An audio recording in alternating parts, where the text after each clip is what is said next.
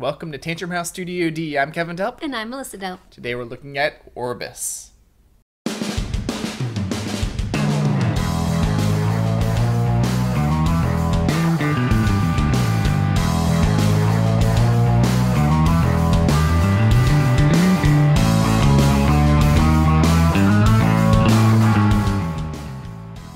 Orbis is a 2-to-4 player, tile-laying resource management game that's designed by Tim Armstrong. It plays in about 45 minutes and is published by Space Cowboys. We received a copy of this game to review. You're playing as deities trying to build the best universe. You'll have to collect worshippers and choose which tiles to put into your universe. At the end of 15 rounds, whoever has the most creation points wins. Let's look at the components. There's god tiles, region tiles, worshipper cubes, and tokens. To set up the game, you create 3 stacks of region tiles, level 1, level 2, and level 3. Starting with level 1 tiles, you create a 3x3 grid. You'll also reveal a certain number of god tiles based on player count. On your turn, you have to choose a tile for your universe. When you choose a region tile, you take one of the face-up tiles. If it has a cost shown at the top, you have to return the indicated worshippers to the supply. Then you place worshippers matching the color of the tile you choose onto the surrounding tiles in the grid. Some tiles also have a bonus, like collecting certain colored worshippers. When you place region tiles into your universe, you have to create a pyramid shape with 5 tiles as the base. Tiles on the bottom row can be any color, but as you place tiles on higher rows, they have to match the color of at least one of the tiles directly below them.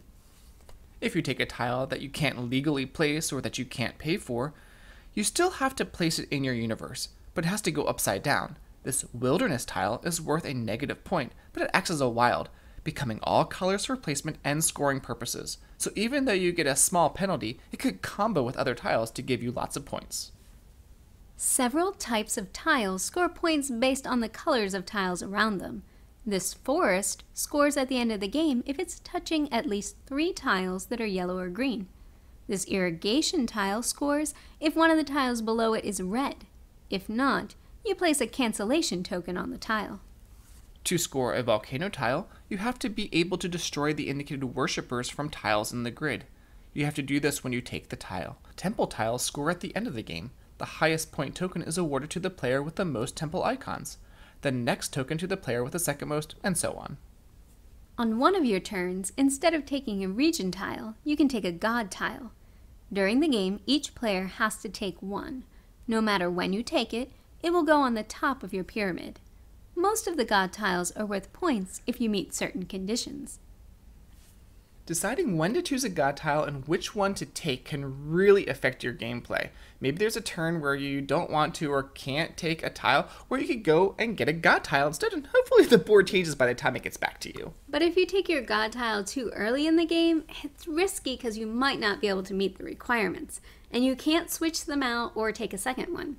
And other players could purposely thwart you. Now, the game isn't overtly mean, but there could be some hate drafting because literally any tile you could take on your turn and use it as a wilderness by turning it upside down. Yeah, if there's a tile that I see is really going to help Kevin and give him a lot of points, and there's nothing really great for me to do that turn, I'm going to take that tile and hope that something even better doesn't flip for him.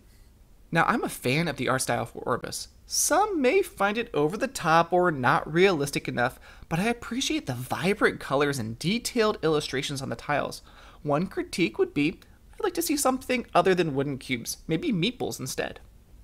I've heard this game compared to Splendor, and I think it might be just one step up in complexity, closer to Century Spice Road. You have a little bit more to think about on your turn, and the choices you make are going to have ramifications on the game state. Like exploding cubes. That's not what they're called. Okay, well, they're worshippers that populate on the surrounding tiles. You really have to think about how you're affecting the other players by taking a certain tile, and are you making it easier for them to take tiles? As far as replayability goes, I think it's good in this game. The tiles are going to come out in a slightly different order each time, and you're going to have to arrange your universe differently. And then you have those 10 god tiles. You're only going to use a few each game. So if you like games like Splendor or Century Spice Road, then check out Orbis from Space Cowboys, coming soon.